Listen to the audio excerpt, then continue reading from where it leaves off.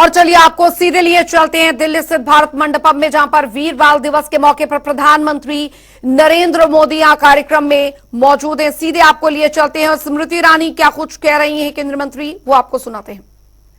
सभागार में आनंद के साथ अभिवादन करते हैं, अभिनंदन करते हैं। वीर साहबजादों के बलिदान से प्रेरित राष्ट्र को समर्पित वीर बाल दिवस के पुण्य अवसर पर सभागार में उपस्थित भारत सरकार में मंत्रिमंडल के माध्यम से सेवा देते मंत्रीगण, सरकार में सेवारत अधिकारीगण, देवियों सज्जनों, बाल शक्ति राष्ट्र शक्ति बने, इस संकल्प को लिए आज यहां पधारे सभी बालक बालिकाओं का मैं स्वागत करती हूं। प्रधानमंत्री जी, आज आपके सानिध्य में हमारा राष्ट्र प्रेरित है कि सिर्फ अपने लिए नहीं, अपनों के लिए नहीं, बल्कि देश को पूर्ण रूप से विकसित बनाने के लिए हम सब संकल्प लिए प्रगति के पथ पर चले। इसी संकल्प को सुनिश्चित करने के लिए कुशल राष्ट्र कौशल बने। 30 साल के लंबे अंतराल के बाद आपके सानिध्य में मातृभाषा को केंद्र बिंदु मानकर मातृभूमि को समर्पित नई शिक्षा नीति का गठन हुआ।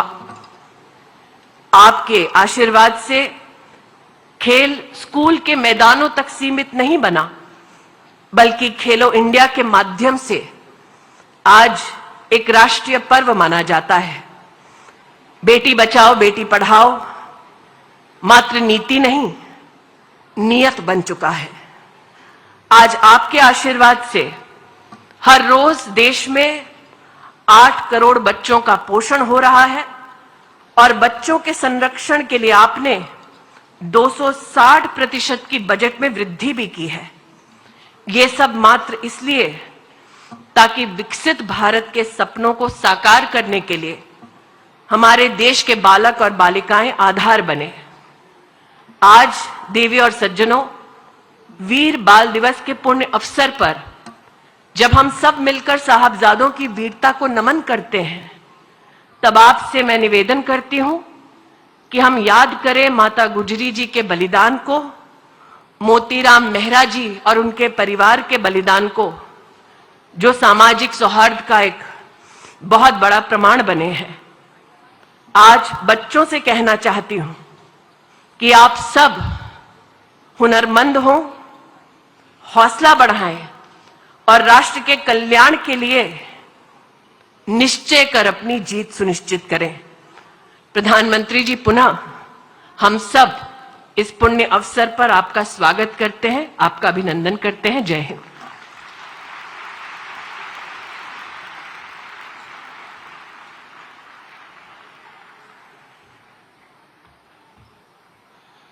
बहुत बहुत आभार माननीय केंद्रीय मंत्री श्रीमती स्मृति जुबिन ईरानी जी का। हमारे यहाँ इस कार्यक्रम में उपस्थित सभी बालक बालिकाएं बहुत आतुर हैं, उत्सुक हैं कि इस आयोजन की स्मृतियों को वो सहेज सकें, इनकी फोटोग्राफ्स के जरिए, वीडियोस के जरिए। आपको मैं ये बता दूं कि जो नमो ऐप है उस पर फोटो बूथ सेक्शन है। कार्यक्रम के बाद इस कार्यक्रम से संबंधित जो फोटोग्राफ्स हैं वो वहाँ अपलोड होंगी और आप वहां से वो फोटोज देख सकते हैं, अपनी स्मृतियों के लिए भी उसे सहेज सकते हैं। देवियों सज्जनों, साहिबजादों के बलिदान पर हमने एक अल्प अवधि की फिल्म भी तैयार की है। आइए उस शहादत को स्मरण करें और देखें ये फिल्म। दिसंबर 1704।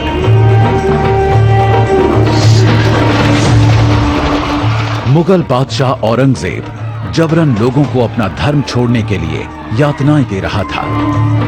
औरंगजेब के अत्याचारों के खिलाफ जब दशमेश पिता श्री गुरु गोविंद सिंह जी ने शस्त्र उठाए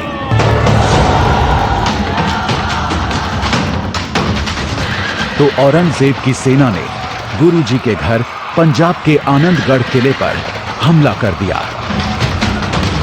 फिर सरसा नदी के किनारे मुगलों और गुरु जी की सेना के बीच भयंकर युद्ध हुआ,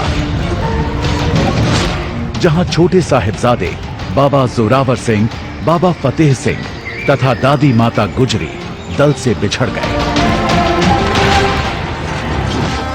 गुरु गोविंद सिंह जी के बड़े साहिबजादे बाबा अजीत सिंह, बाबा जुझार सिंह चमकौर में 10 लाख मुगल फौजों का मुकाबला करते हुए शहीद हो गए।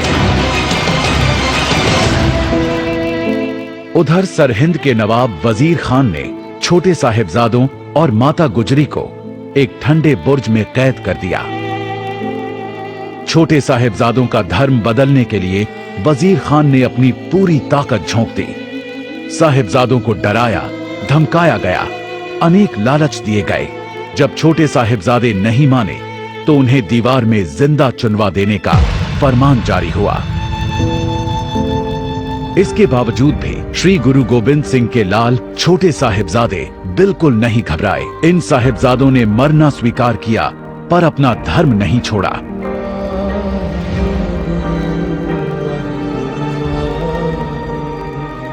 साहिबजादों के इस भुला दिए गए बलिदान को देश के सामने लाने के लिए और देश के बच्चों को प्रेरणा देने के लिए प्रधानमंत्री नरेंद्र मोदी ने पहल की। साल 2022 में 26 दिसंबर को वीर बाल दिवस घोषित किया। हमारे साहिबजादों का जीवन, उनका जीवनी संदेश देश के हर बच्चे तक पहुंचे, वो उनसे प्रेरणा लेकर देश के लिए समर्पित नागरिक बने। हमें इसके लिए भी प्रयास करने हैं। मुझे विश्वास है हमारे एकजुट प्रयास समर्थ और विकसित भारत के हमारे लक्ष्य को नई ऊर्जा देंगे। हम जान दे के औरों की जाने बचा चले, सिक्खी की नींव हम हैं, सरों पर उठा चले। वाहेगुरु जी का खालसा, वाहेगुरु जी की फतेह। प्रधानमंत्री नरेंद्र मोदी के नेतृत्व में सिख विरासत को संवारने के लिए करतारपुर कॉरिडोर, हरमंदिर साहिब में FCR की सुविधा, हेमकुंड साहिब में रोपवे प्रोजेक्ट, 84 दंगा पीड़ितों को शीघ्र न्याय दिलाने के लिए नई SIT, 80 के दशक में बनी सिखों की ब्लैक लिस्ट निरस्त और अफगानिस्तान में फंसे गुरु ग्रंथ साहिब व सेवादारों को एयरफोर्स के विशिष्ट विमान से लाने जैसे बड़े कदम उठाए गए हैं। आइए प्रण लें, जब भी देश पर कोई आपदा आएगी तो हम अपने कर्म से हमेशा भारत को आगे बढ़ाने का प्रयत्न करेंगे। चाहे हम देश के किसी भी कोने में हों, छोटे साहिबजादों से प्रेरणा लेते हुए वीरता से अपना कर्तव्य निभाएंगे, नए भारत को विकसित भारत बनाएंगे। जय हिंद।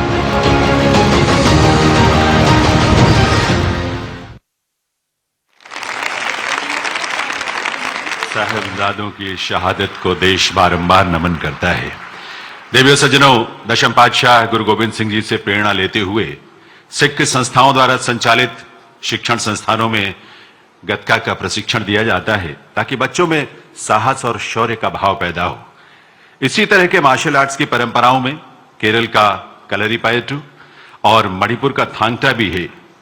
ये वो मार्शल आर्ट्स हैं जो जीवन में अनुशासन, संयम और दीन के लिए लड़ने की प्रेरणा और साहस देते हैं। माननीय प्रधानमंत्री महोदय की प्रेरणा से ऐसे स्वदेशी पारंपरिक मार्शल आर्ट्स को खेलो इंडिया जैसे महत्वपूर्ण खेल आयोजनों का हिस्सा भी बनाया गया है। इससे इन्हें पहचान भी मिली है और सम्मान भी मिला है।